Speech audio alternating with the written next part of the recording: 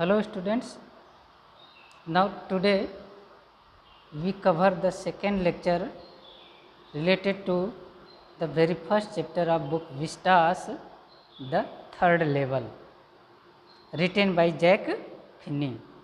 Jack Finney ने इस lesson को लिखा है जो विस्टास बुक का पहला चैप्टर है। तो इस फर्स्ट चैप्टर में हम लोगों ने लेक्चर का फर्स्ट पार्ट जो है कि कवर कर लिया है, जो यहाँ तक हुआ था आपका। अब इसके आगे हमको जो है कि लाइन बाय लाइन जो है कि डिक्टेट करना है और आगे बढ़ना है। देखते हैं आगे। Now we proceed line by line. Sometimes I think Grand Central is growing like a tree, pushing out new corridors, staircases like roots. इस पैरा में चार्ली ने, जो मेन कैरेक्टर है इस लेसन का, वह ग्रैंड सेंट्रल स्टेशन के features को बताने की कोशिश कर रहा है। क्या है फीचर्स? जैसे एक ट्री होता है, उसकी ब्रांच होती है, रूट्स होती है, फैली हुई होती है, उसी तरह से ग्रैंड सेंट्रल स्टेशन के रूट्स और सबवे भी जो है कि फैले हुए हैं, या अलग अलग तरह से जो है कि वो उसका साइन मिलता है या रूट्स मिलता है। There is probably a long tunnel that nobody know about feeling its way under the city right now.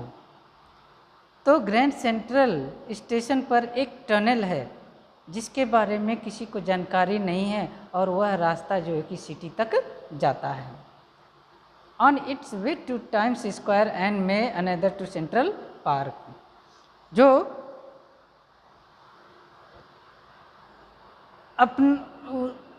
ऐसा रास्ता है वहाँ पे जो एक तरह से स्क्वायर रूप में है, चारों तरफ है। अब वहाँ पर जाने पर कन्फ्यूजन भी पैदा हो सकता है कि कौन सा रूट जो है कि हमको जो है कि सिटी पार्क तक ले जाएगा।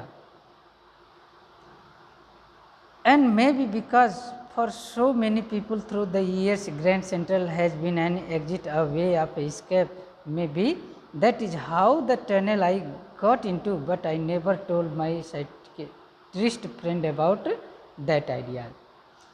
तो जो भी उस सेंट्रल पार्क के टनल में जब जाता है या सबवे में जाता है, तो जाने वाला अब इतना वह श्योर नहीं रहता है कि जिस वे में, जिस रूट या कॉरिडोर्स को वह फॉलो कर रहा है, उस रूट से, उस कॉरिडोर से उसको जो है कि टनल से एग्जिट मिल सकता है। Who enter in the tunnel would not sure whether he would be exit of that routes और कॉरिडोर और नॉट, कि वह उस रूट से या कॉरिडोर से एग्जिट कर पाएगा कि नहीं, या बाहर निकल पाएगा कि नहीं। A way escape maybe that's how the tunnel I got into. इसलिए कभी कभी संशय इस बात का भी होता है कि कैसे मैं टनल में प्रवेश करूं कि मैं जो है कि उससे बाहर निकल पाऊं। तो इस तरह का कन्फ्यूजन रहता है, और इस कन्फ्यूजन वाली बात को वह अपने फ्रेंड जो साइकियाट्रिस्ट रहता है उससे वह शेयर नहीं करता है। The corridor I was in began angling left and slanting downward, and I thought that was a wrong, but I kept on walking. तो ग्रैंड सेंट्रल स्टेशन के जिस कॉरिडोर को मैंने चॉइस किया, जिससे मैंने जो है कि अंदर जाने की कोशिश किया, नीचे की तरफ जाने की कोशिश किया, I thought that was wrong. एक बार उसको लगा, चार्ली को लगा कि उसने जो है कि गलत रूट चॉइस कर लिया है। But I kept on walking, लेकिन इसके बावजूद भी वह उसी रूट पर जो है कि आगे चलता रहा। All I could hear was the empty sound of my own foot step and I did not pass a soul. कुछ देर तक तो उसको ऐसा लगा कि वहाँ पर except him there was nobody, उसके अलावा वहाँ पर और कोई भी व्यक्ति नहीं है, क्योंकि उसके अपने ही फुट स्टेप उसको सुनाई दे रहे थे और किसी के फुट स्टेप उसको फील वहाँ पे नहीं हो रहा था। Then I heard that sort of a hollow roar ahead that means open space and people talking. लेकिन कुछ दूर आगे बढ़ने के बाद उसकी फीलिंग चेंज हो जाती है, उसका एक्सपीरियंस चेंज हो जाता है, उसको ये लगने लगता है या कुछ और लोगों के होने का साइन उसको फील होने लगता है। The tunnel turn sharp left, I went down a short flight of stair and came out on the third level at Grand Central station. अचानक उसी टनल में वह जो है कि बाएं की तरफ जो है कि मुड़ता है और flight of stair and came out on the third level at Grand Central station, और सीढ़ियों से होते हुए अचानक थर्ड लेवल पर वह पहुंच जाता है। जिसके एग्जिस्टेंस के बारे में संशय है, थर्ड लेवल के बारे में संशय है, वहाँ पर वह पहुँच जाता है, चार्ली पहुँच जाता है। For just a moment I thought I was back on the second level. एक क्षण तो उसको लगता है कि अभी भी वह सेकेंड लेवल पर ही है, चार्ली को लगता है कि वह सेकेंड लेवल पर ही है। बट आई सा द रूम वॉज स्मॉलर, लेकिन जब वह गौर से देखता है तो थर्ड लेवल के जो रूम्स उसको दिखाई दे रहे थे, रूम वॉज स्मॉलर, तो वे वहाँ के कमरे जो है कि थोड़ा सा साइज में छोटे लग रहे थे, छोटे आकार के लग रहे थे। There were fewer ticket window and train gates, कुछ टिकट की खिड़कियाँ दिखाई पड़ती हैं और ट्रेन के आने जाने का गेट्स दिखाई पड़ता है।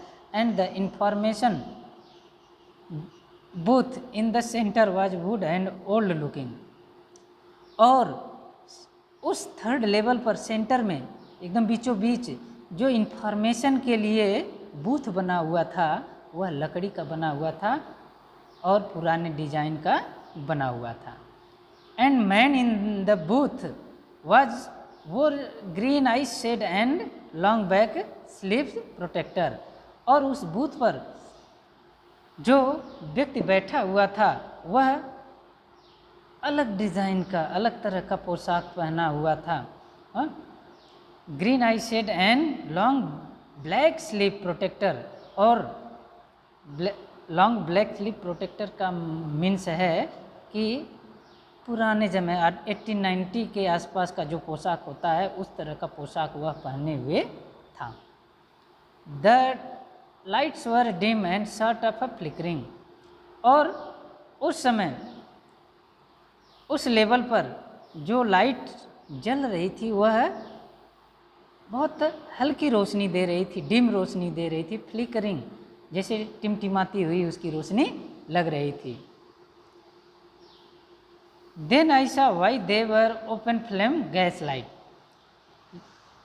तब उसके बाद चार्ली ने गौर से जब उसको देखा तब जाके उसको पता चला कि जो लाइट जल रही है वह इलेक्ट्रिक लाइट ना होकर के एक गैस लाइट उसको लगने लगा कि इट मीन्स वहाँ पर उस थर्ड लेवल जो प्लेटफॉर्म है या स्टेशन है, स्टेशन का जो थर्ड लेवल है, गैस लाइट उस पर जल रही थी।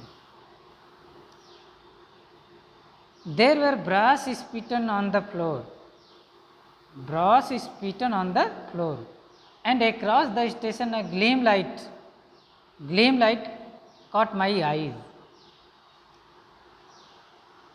उसके फर्श पर, थर्ड लेवल पर जो फर्श था वहाँ पर एक ब्रास का, पीतल का बना हुआ एक थूकदान रखा हुआ था, थूकने के लिए, या ये कह लीजिए कि डस्टबिन रखा हुआ था।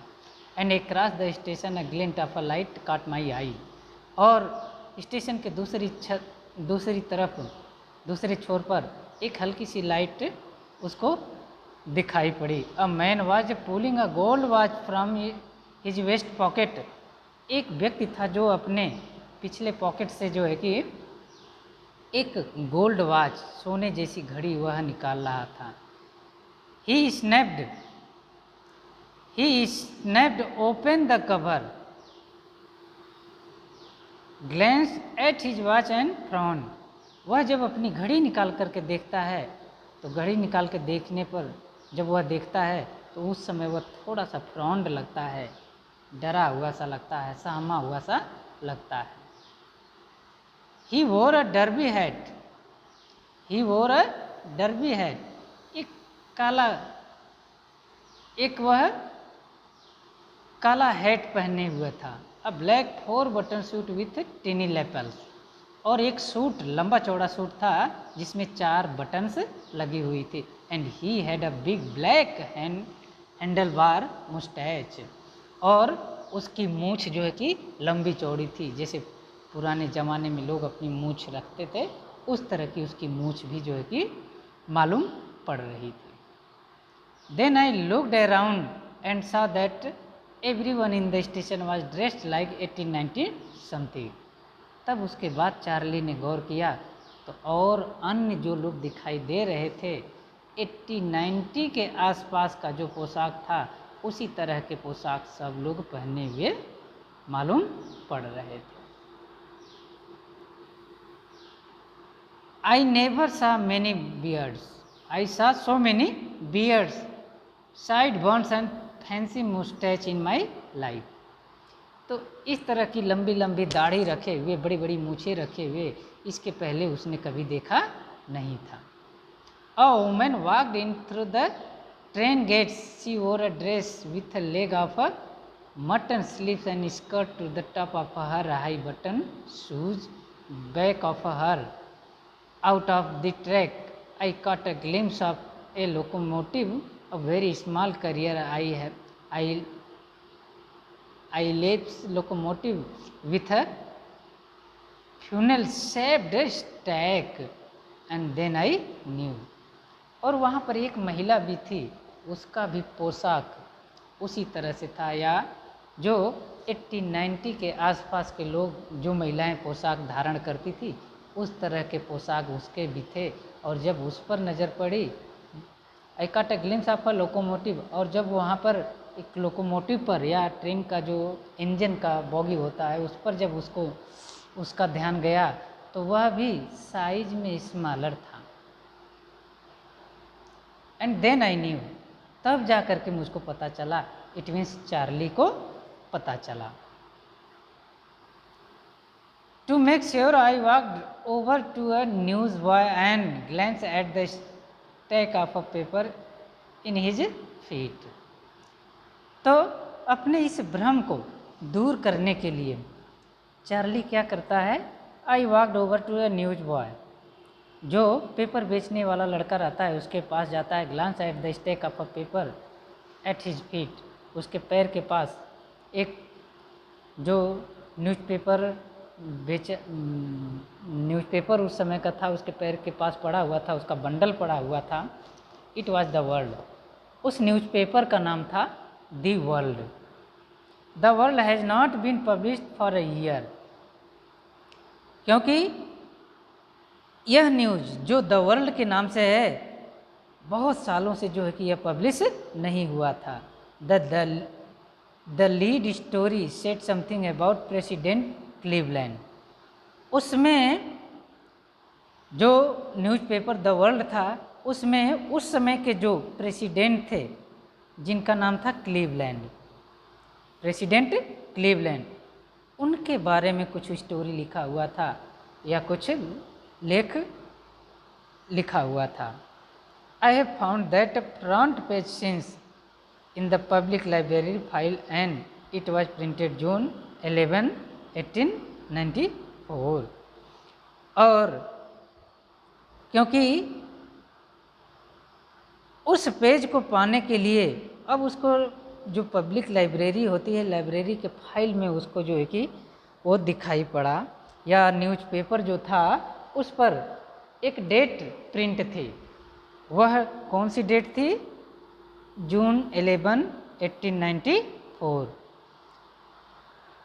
तो थर्ड लेवल पर जो पेपर बॉय था उसके पास जो न्यूज़पेपर था द वर्ल्ड नाम का, उस पे ये डेट प्रिंट थी जून 11, 1894। अब इससे ये साबित हो जाता है कि चार्ली थर्ड लेवल में ही है। थर्ड लेवल इट मीन्स उसने टाइम ट्रेवल कर लिया है, साइकोलॉजिकली वह टाइम ट्रेवल कर लिया है। वह 1890 के दशक में पहुंच चुका है, 1890 के आसपास वह पहुंच चुका है। I turned toward the ticket window, knowing that here on the third level at Grand Central Station, I could buy ticket that would take Louisa and me anywhere in the United States we wanted to go. फिर उसके बाद वह मुड़ा और ticket window के पास चला गया। Ticket counter जो होता है, टिकट विंडो के पास चला गया, क्योंकि बिना टिकट के ट्रेवल करना जो है कि एक क्राइम होता है। That is why he turn to the ticket window and wanted to buy ticket for himself and his wife named Louisa. अपने लिए और लुइसा के लिए जो है कि टिकट खरीदने के लिए टिकट विंडो के पास चला गया, ताकि वह यूनाइटेड स्टेट के किसी भी स्थान पर अगर जाना चाहे तो उस टिकट को लेकर के वह जा सकता है। In the year 1894 I wanted 2 tickets to Galesburg. 1894 में वह कहाँ जाना चाहता था? आई वांटेड 2 tickets, 2 टिकट उसको चाहिए थे। कहाँ जाने के लिए? गेल्सबर्ग इलिनॉइस, ये स्थान का नाम है, यूएसए में स्थान का नाम है। वहाँ पर वह जो है कि यात्रा करना चाहता था। Have you ever been there? It was a wonderful town still, with big old frame houses, huge lawns and tremendous trees whose branches meet overhead and roof of the streets. अब गेल्सवर्थ का यहाँ पर चार्ली ने वर्णन किया है। Have you ever been there? एक तरह से रीडर से यह पूछता है कि क्या आप कभी यहाँ पर गए हैं? क्या आप कभी यहाँ पर गए हैं? इट इज़ वंडरफुल टाउन, गेल्सवर्थ के बारे में बता रहा है कि यह एक वंडरफुल टाउन है। गेल्सवर्थ एक वंडरफुल टाउन है।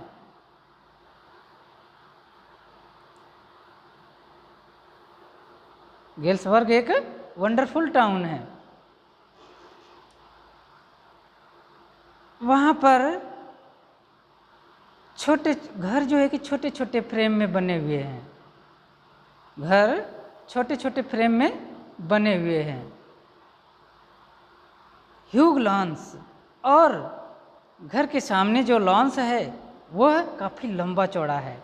एंड ट्रीमेंडस ट्री, और पेड़ लंबे लंबे है, और ब्रांचेस, ट्री के ब्रांचेस भी सिर से ऊपर तक लटक रहे हैं, दिखाई दे रहे हैं। रूफ्स एंड स्ट्रीट, एक छत की तरह जो है कि गलियों में उसकी शाखाएं जो है कि बड़े बड़े पेड़ों की लटक रही है।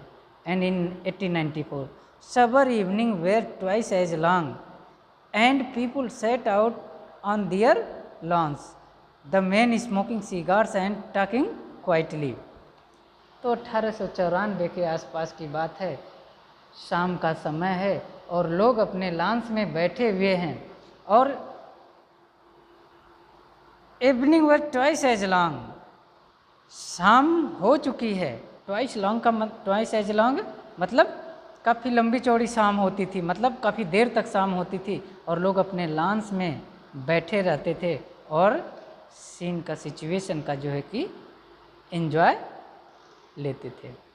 The man smoking cigars and talking quietly, और लोग अपने लॉन में बैठ करके सिगार पी रहे हैं, सिगार का आनंद ले रहे हैं और बातचीत भी कर रहे हैं।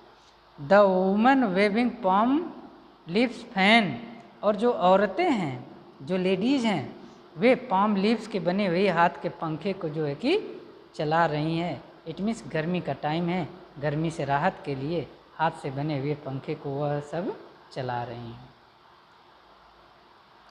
With the fire flies all around in a peaceful world, चारों तरफ एक तरह से फायर फ्लाइज, मतलब बहुत तेज़ गर्मी लग रही है, तेज़ धूप लग रही है, उससे शांति पाने के लिए, उससे आराम पाने के लिए, राहत पाने के लिए हाथ से बने हुए पंखे को औरतें चला रही हैं। To be back there with the first world war still 20 years off. अब वह जो समय है उसके बाद जो फर्स्ट वर्ल्ड वार हुआ था, लगभग 20 वर्ष का टाइम गैप है। 1894 और 1919 1919 में फर्स्ट वर्ल्ड वार हुआ था, तो लगभग 20 ईयर का गैप है एक तरह से। And world war second over 40 years in the future, और उसके बाद सेकेंड वर्ल्ड वार का अगर टाइम देखा जाए, ड्यूरेशन देखा जाए, तो लगभग 40 ईयर का ड्यूरेशन अभी बाकी रह जाता है। I wanted 2 tickets for that. Charlie को 2 टिकट चाहिए थे, ट्रेवल करने के लिए 2 टिकट चार्ली को चाहिए थे। The clerk figure the fare, he glance at my fancy hat band. तो टिकट विंडो पे जो क्लर्क बैठा हुआ था, बड़े ध्यान से चार्ली को जो है कि देखता है। वह एक हैट पहने हुए था, यूनिक डिज़ाइन का हैट पहने हुए था। But he figure the fair, लेकिन वह अपना ध्यान जो है किराया बताने पर फोकस करता है। And I had enough for 2 coach ticket 1 वे, और चार्ली को 2 टिकट चाहिए थे। But when I counted out the money and looked up, the clerk was staring at me.